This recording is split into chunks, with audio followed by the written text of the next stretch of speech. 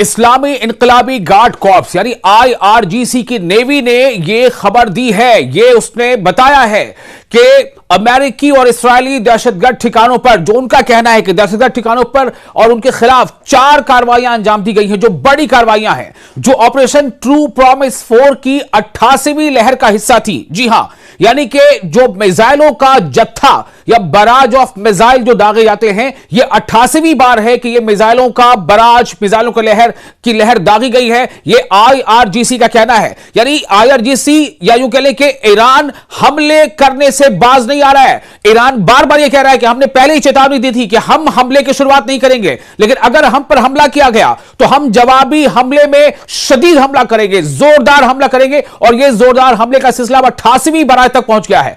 IRGC यानी Islamic revolutionary guard corps के public relation जो शोबा है, उसने ऐलान किया है कि नौसेना बलों ने यानी नेवी ने दुश्मन के ठिकानों पर भारी हमले किए हैं।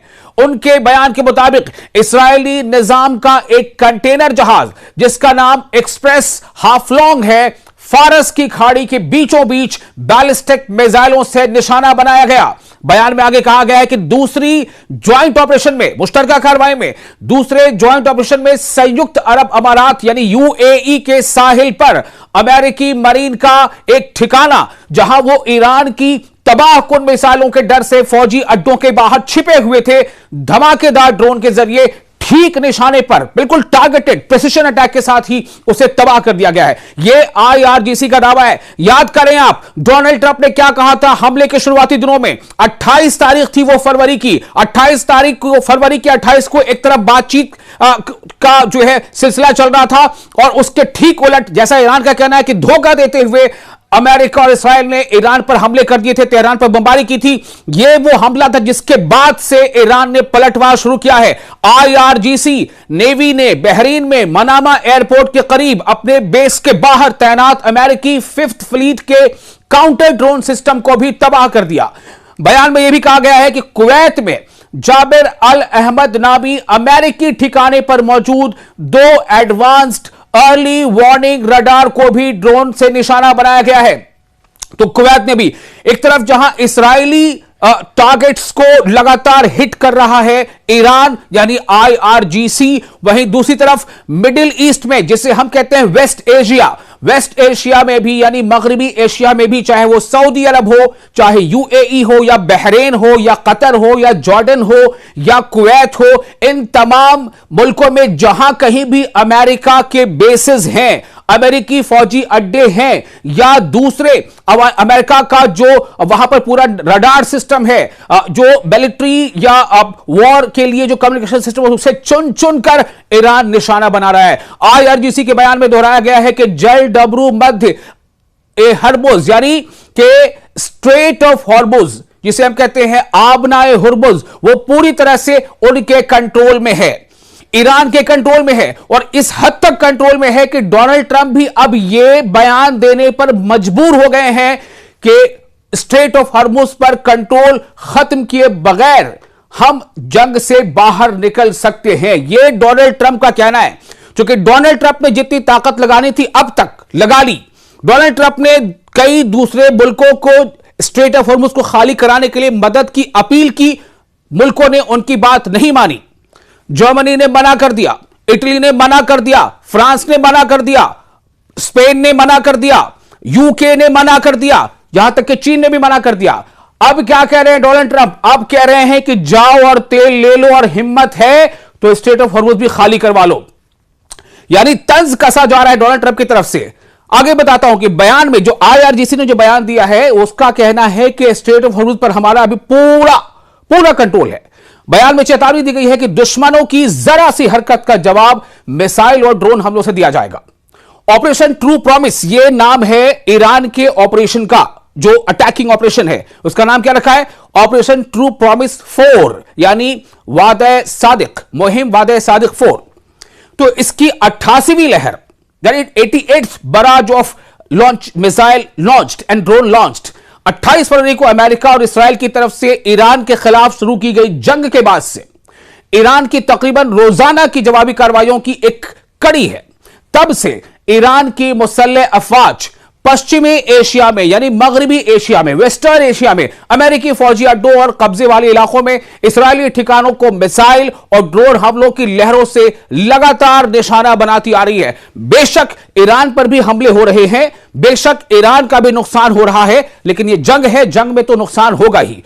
लेकिन आपको यह बता दें कि ईरान घुटने नहीं टेक रहा, जैसा कि डोनाल्ड ट्रंप का दावा था कि 1 हफ्ते काफी होंगे। आप देखें 1 महीने से ज्यादा हो गया है और अभी भी Donald Trump state of Hormuz खाली नहीं करा पाए हैं। ये सिर्फ इस तरह की बातें चल रही हैं कि अमेरिका जो है अपनी ग्राउंड इन्वेजन शुरू कर सकता है, वो अपनी मरीन भेज रहा है, वो अब 3000 और जो फौजियों की टुकड़ी भेज रहा है। ईरान का क्या कहना है? Come let us to the hell, यानी अगर आप आते हो तो आओ, आपका इस्तकबाल है, आपका वेलकम है, और आओ आपके लिए हम इस जगह को जहन्नुम बना देंगे, आपको हम शार्क मछलियों का निवाला बना देंगे। आप चल कर आओगे लेकिन आप चलकर वापस नहीं लौट पाओगे। ये इस तरह की बातें कही जा रही हैं IRGC के और ईरान के फौजी जो कमांडर्स हैं उनके जरिए से। IRGC ने इन कार्रवाइयों को अंतरराष्ट्रीय कानून के तहत जायज खुद दिफाई करार दिया है। कौन सी कार्रवाई? स्टेट ऑफ हॉर्मुज़ पर कंट्रोल करना। हाल के दिनों में ईरानी हमलों की पैमाइश और सटीकता में इजाफा हुआ है, यानी ईरानी जो हमले हो रहे हैं वो बिल्कुल प्रिसाइज और टारगेटेड है। आपको एक बात और बता दें, सोमवार को IRGC ने ऑपरेशन ट्रू प्रॉमिस 4 की 87वीं लहर अंजाम दी थी, यानी इससे पहले वाला जो बराज था, जो हमला था, जिसमें पूरे इलाके में अमेरिकी कमांड सेंटर्स और फौजी ठिकानों को निशाना बनाया गया था। यह कार्रवाई रियल एडमिरल अली रजा तंगसीरी की याद में की गई, जो ईरान के साहिली दिफाई इंतजामात को मजबूत करते हुए शहीद हो गए थे। इस ऑपरेशन में UAE के अल मिनहाद एयर बेस के करीब एक अमेरिकी कमांड एंड कंट्रोल सेंटर को पूरी तरह से तबाह किया गया, जहां 200 से ज्यादा अमेरिकी कमांडर और अफसर मौजूद थे। साथ ही बहरीन में अमेरिकी 5th फ्लीट के कमांडरों के ठिकाने को भी निशाना बनाया गया। IRGC ने अपने निशानों का दायरा बढ़ाते हुए अमेरिकी फौजी सप्लाई चेन से जुड़े इक्तिसादी ढांचे को भी, यानी जो इकोनॉमिकल एस्पेक्ट है, जहां से जो है इकोनॉमी मजबूत होती है, उस ढांचे को भी शामिल किया है।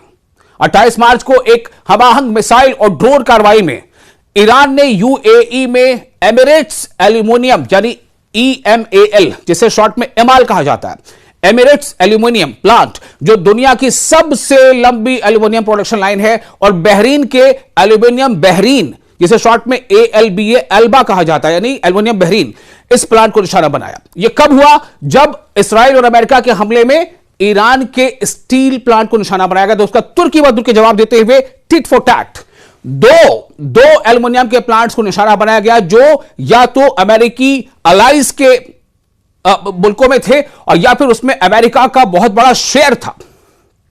इसीलिए निशाना बनाया ईरान ने उसे, दो एल्युमिनियम प्लांट्स को। अब आपको बता दें कि ये दोनों अमेरिकी सरमायाकारी से चलता था। इसके लिए इन्वेस्टमेंट किसने की थी? अमेरिका ने। और अमेरिकी फौजी इंडस्ट्री को सप्लाई में अहम किरदार अदा करता था, यानी कि यहां से जो प्रोड्यूस निकलता था, जो प्रोडक्शन होता था इसका, वो अमेरिका के मिलिट्री के लिए उसका इस्तेमाल होता था, यहां के प्रोडक्शन का, यहां की चीजों का।